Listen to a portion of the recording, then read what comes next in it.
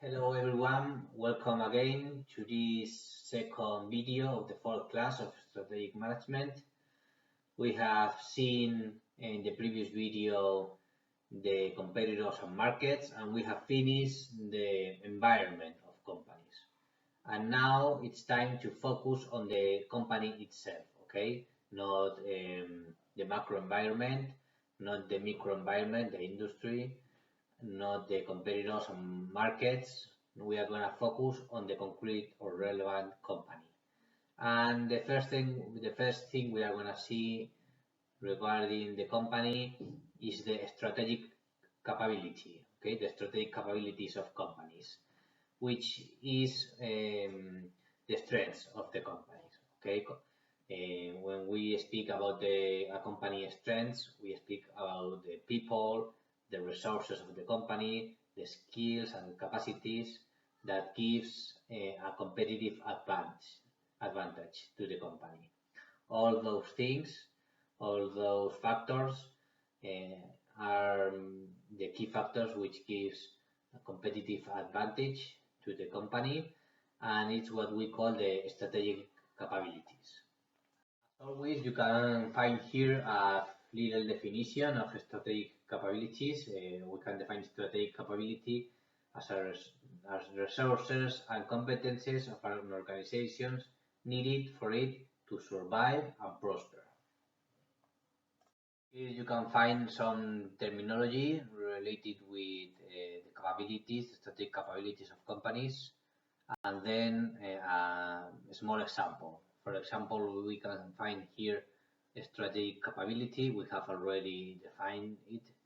The ability to perform at the level required to survive and prosper. It's underpinned by the resources and competences of the company. Another concept is the threshold resources or limited resources, the resources needed to meet the customer's minimum requirements and therefore to continue to exist. Threshold competences, activities and processes needed to meet customers' minimum requirements and therefore to continue to exist. Unique resources, resources that underpin competitive advantage and are difficult for competitors to imitate and obtain. And finally, core competences, activities that underpin competitive advantage and are difficult for competitors to imitate and obtain. Here you can find a little chart of strategic capabilities. When we speak about resources, we have nouns. For example, what do we have physically speaking? Machines, buildings, raw materials, products, patents, databases, computer systems. When we speak about financial terms, we are speaking about the balance sheet, the cash flow, the supplier of funds. And we speak about human resources. We speak about managers, employees, partners, suppliers, customers, etc. However, when we speak about competences, not resources, but competences, is what do we well. For example, ways of achieving utilization of plant, the efficiency, the productivity, the flexibility, the marketing, etc. When we speak financially, the ability to raise funds, the debtors, creditors, etc. And where we speak about human resources, how people gain and use experience, skills, knowledge, build relationships, motivate others and innovate, etc.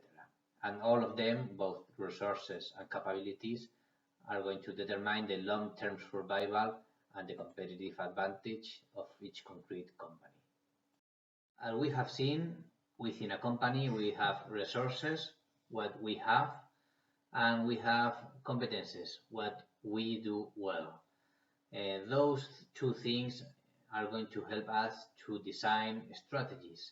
And if those strategies are well executed, at the end we are going to have as we call in strategic management a competitive advantage. Competitive advantage, as we saw in the first class, in the first video, is a key word, a key concept of strategic management. It's really important to know what is a competitive advantage.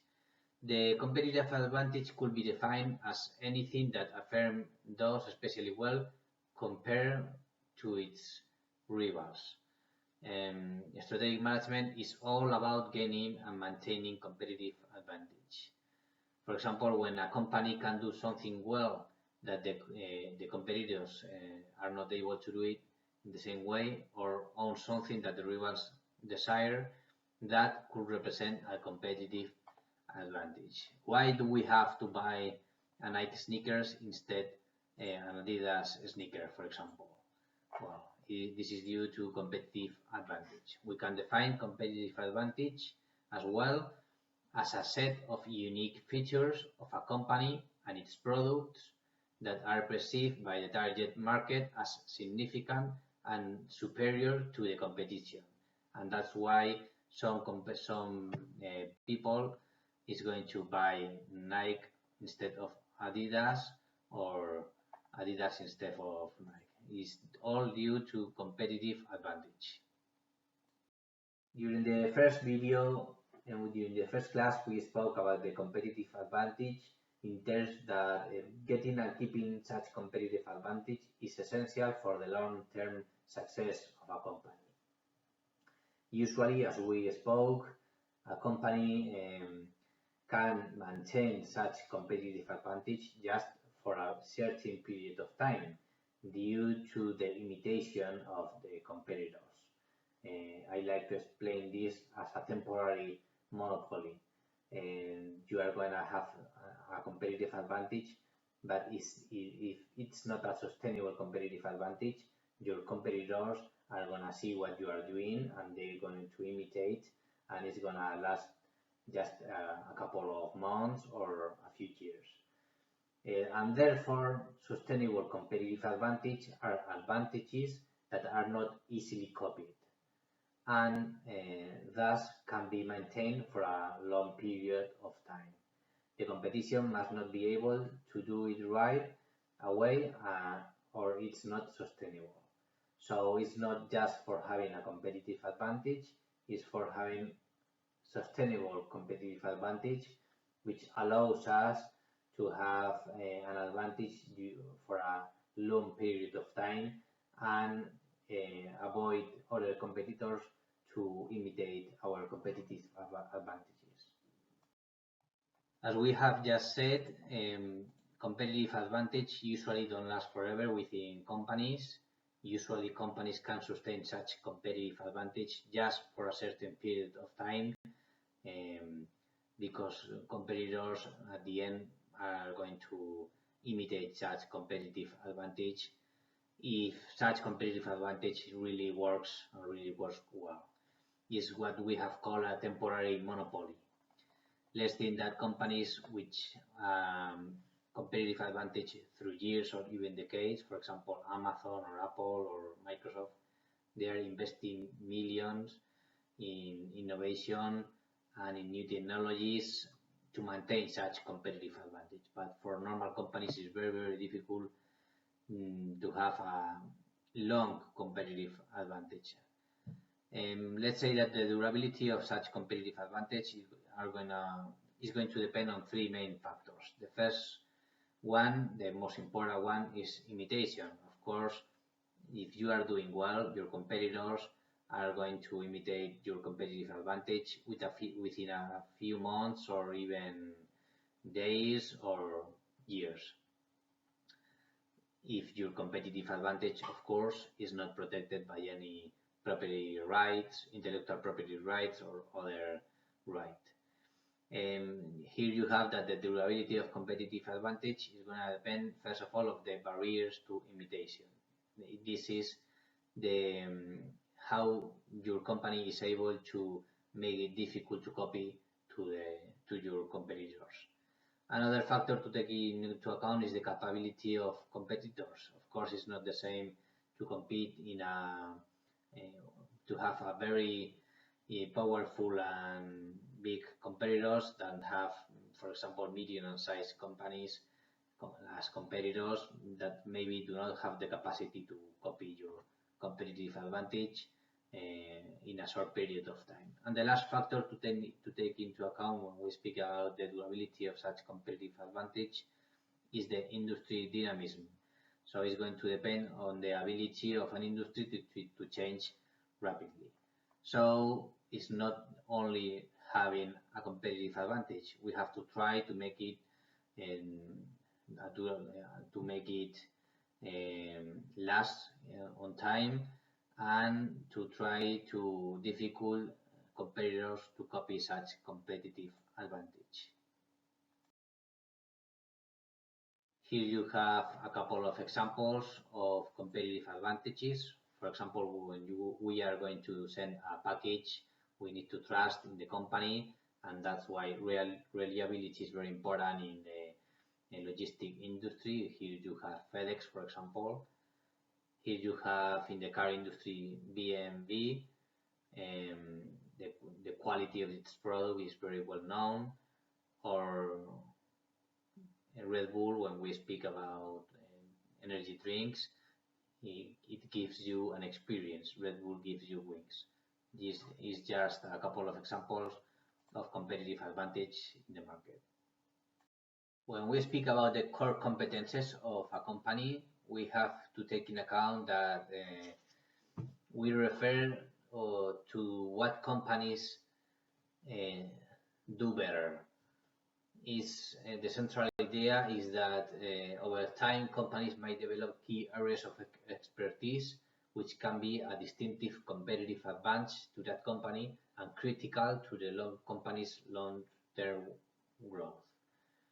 It can be defined as harmonized combination of multiple resources and skills that distinguish a firm in the marketplace. Every company has a concrete expertise of something that has been doing for the last years. He already know the main customers, he already know the main suppliers, he has the knowledge, and this is what we call the core competences, and are critical areas of each company which they have to explode, and is the thing that the companies do better. One typical mistake we have when we speak about core competences is consider them as a fixed thing. Of course, core competences are not fixed. They should change in response to changes in the company's environment and in response to different customer trends and preferences. As business evolves and adapts to new circumstances and opportunities, so its core competences will have to adapt and change. So the company has to be constantly seeing the environment and the customer expectations in order to adapt its core competences.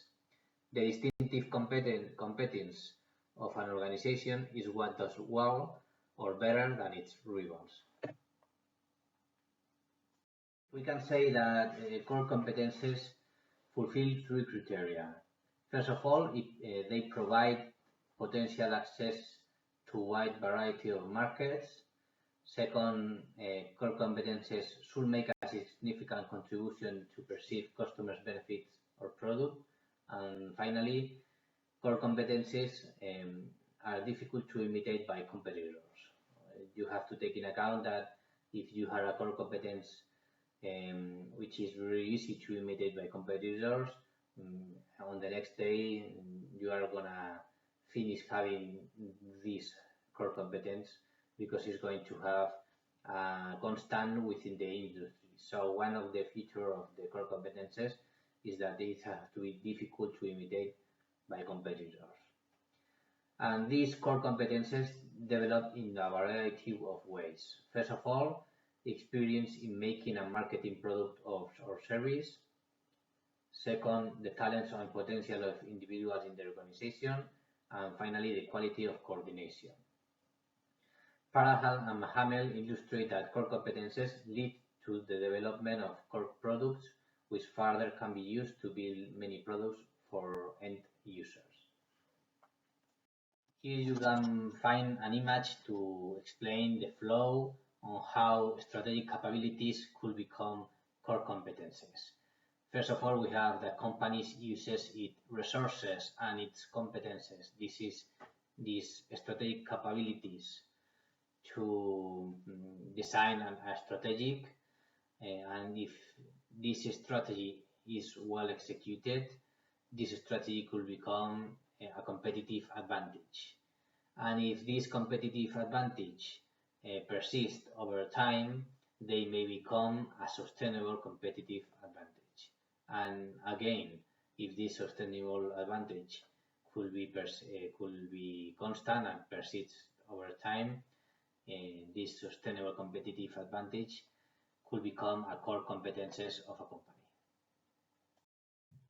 Here we're going to see a small video of Jeff Bezos, the CEO of Amazon, explaining some competitive advantages of Amazon compared with Walmart.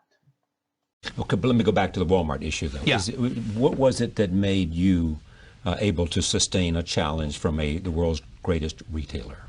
Obsessive customer focus on... But how do you focus on the customer better than they focus on the customer?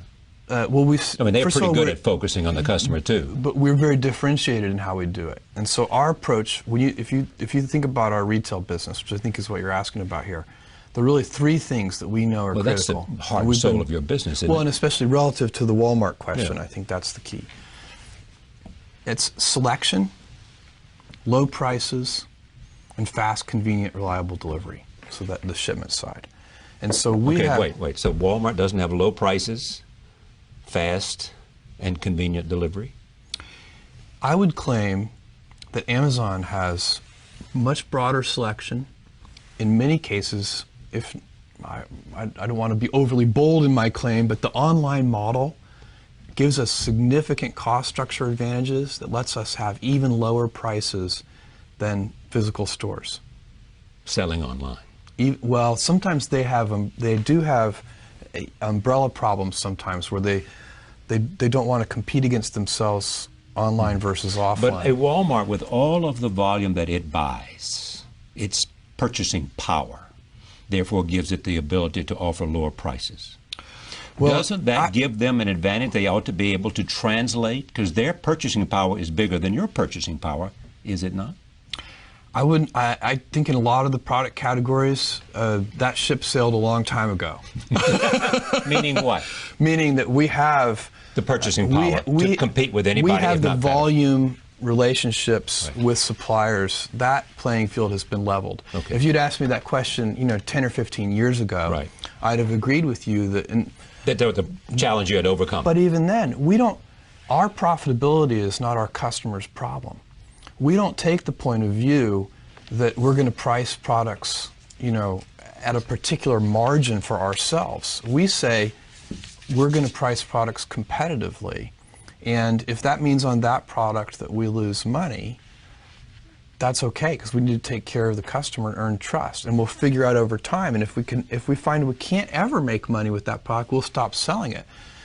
But we're not going to make customers pay for any of our inefficiencies, if you see what I'm saying. Did you lose money on the Kindle?